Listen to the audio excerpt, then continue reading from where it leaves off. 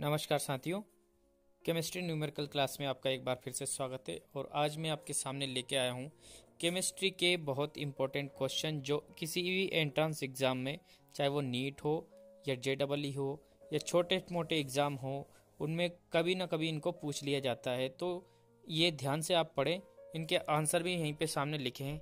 जैसे देखिए मित्रों, पेट्रोल का मुख्य संघटक क्या है? The composition of petrol is.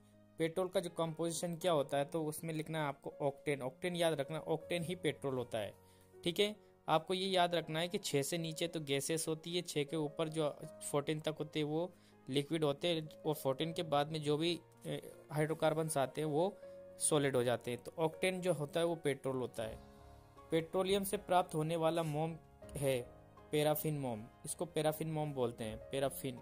ठीक है, गैसोलीन के नमूने की गुणवत्ता का पता कैसे लगता है? गैसोलीन की नमूने की गुणवत्ता का पता ऑक्टेन संख्या से लगता है। ऑक्टेन संख्या ज्ञात करके ही पेट्रोल की जांच की जाती है।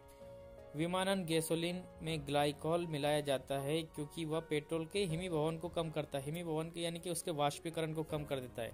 वेपराइजेशन नहीं होता इसकी वजह से पेट्रोल का।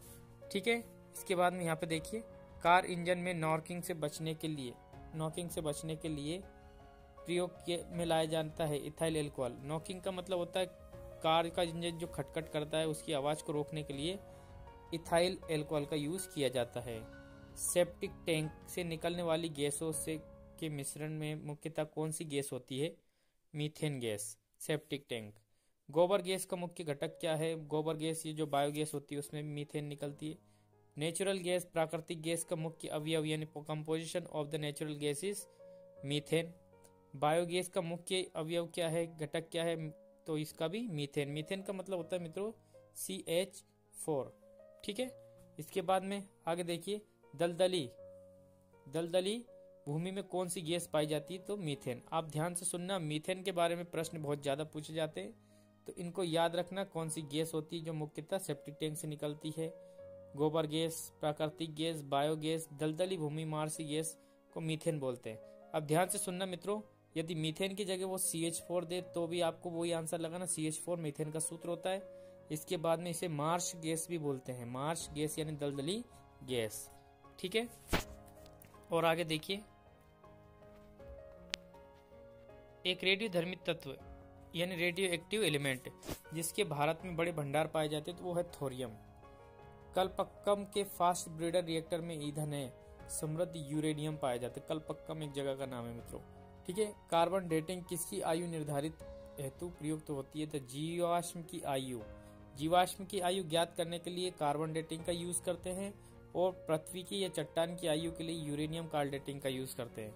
ठीक है, इसके बाद में देखिए, किसी तत्व के समस्थानिक के बीच अंतर किन की भिन्न संख्या की उपस्थिति होती है? तो न्यूट्रॉन की संख्या अलग अलग होती है उनमें। समस्थानिक का मतलब होता है आइसोटॉप्स। आइसोटॉप्स में क्या होते हैं? न्यूट्रॉन्स अलग अलग होते हैं। ठीक है, इसके बाद में किसी नाभिक का आइसोटोप यानी समस्थानिक नाभिक है जिसमें प्रोटॉन की संख्या तो वैसी होती है लेकिन न्यूट्रॉन की संख्या क्या हो जाती है उसमें अलग अलग हो जाती है। इसको आइसोटोप्स या समस्थानिक बोलते हैं। हाइड्रोजन के रेडियो सक्रिय समस्थानिक को कहते हैं ट्राइटियम। रेडियो सक्रिय समस्थानिक है ट्राइटियम। देखिए, 3 समस्थानिक होती है, प्रोटियम, ड्यूटेरियम और ट्राइटियम। तो ट्राइटियम जो है इंपॉर्टेंट है, यहाँ पे ध्यान रखना, वो रेडियो एक्टिव होता है। हाइड्रोजन के समस्थानिकों की संख्या कितनी है? तो 3। कौन कौन से मित्रों? एक तो होता है प्रोटियम, इसके बाद में दूसरा होता है ड्यूटेरियम, तीसरा होता है ट्राइटियम जो यहाँ पे लिखा है। ठीक है, वीडियो यदि अच्छा लगा हो तो सब्सक्राइब करके बेल आइकन जरूर दबाएं, अपने दोस्तों के साथ शेयर जरूर करें। Thank you.